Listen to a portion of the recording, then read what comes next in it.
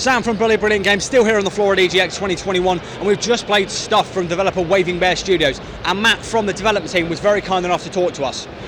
Matt, talk to me about the game. It's a very, very cute aesthetic. You said on the stage last night, it's very much inspired by Call of Duty Zombies. Talk to me about where the inspiration, why you decided to make this type of game. Yeah, sure. So the concept of the game initially is just taking games we love as adults, really, sort of Call of Duty Zombies, Gears of War, Halo, that sort of, gameplay loop, and then sort of bringing it to a younger, sort of more casual audience. So it still has that sort of fun gameplay loop that you expect in, shooting, but it's less gory, it's a bit more casual, a bit more fun, loads of weird, goofy stuff in there, and just not as violent, I guess. And we always designed it with parents can play with their kids, or couples can play together, just siblings, that sort of thing. Yeah. And so the aesthetic, of course, the protagonist is a teddy bear, and the enemies are zombies and gnomes and ducks, etc., etc. Can you talk to me about why gnomes and the ducks and rabbits were chosen as the bad guys for this kind of game? So we kind of wanted the enemies to be what kids thought were scary, and as a kid, ceramic gnomes and porcelain toys and things like that used to terrify me personally.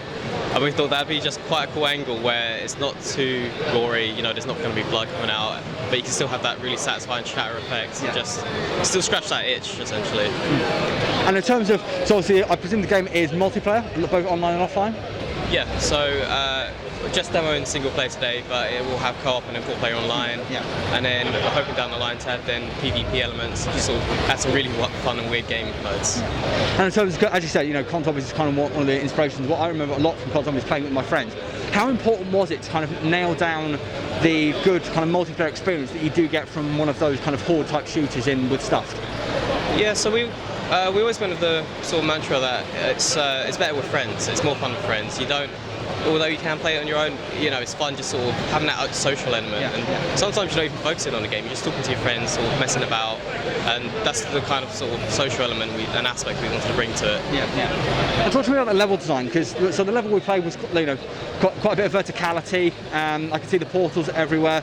Tell me, is it procedurally generated? Is it we're going to have kind of designed levels? Talk to me about the levels. So at the moment it's procedurally generated. So how we wanted it to be is just not the same static map that you can play to around 100. We wanted it to grow and change. So as it stands, every 10 waves the map will rebuild itself, and that sort of stands as every 10 waves is a night, and little girl sort of woken up having a new dream, and then it just sort of grows from there. And that was kind of all our sort of basis for that. Yeah.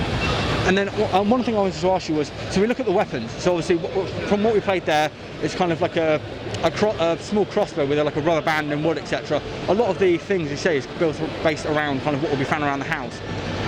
In the game, do you play with that in like cool special ways, like having, I don't know, a golf ball gun or such like that, to bring home that almost like DIY aesthetic? Yeah, we always went for like a sort of Home Alone and almost Codename Kids Next Door aesthetic as well. We kind of like the idea where it's just sort of bodged up. It's not a professional builder or weapon or anything. It's just kind of that fits. Let's just jam that on, and then you can even see that how the gun moves. They're kind of rickety, they're broken. When they're reloading, they just sort of slam things in. There's nothing professional. It's all kind of bodged up and a bit broken, essentially. And then final question to you: when's the game launching, and what platforms is it going to be available on? So we're aiming for early access towards the end of the year.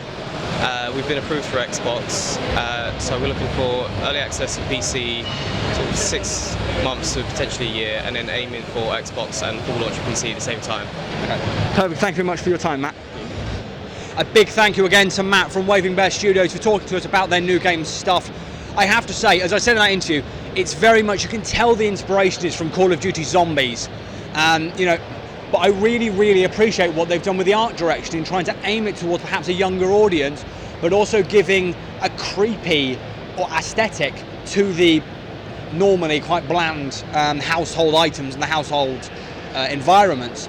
The weapons are really, really unique. I have to say, I quite like the way they've taken certain like household appliances and stuff and bodged them together to become like a crossbow or a shotgun or a Gatling gun, for example.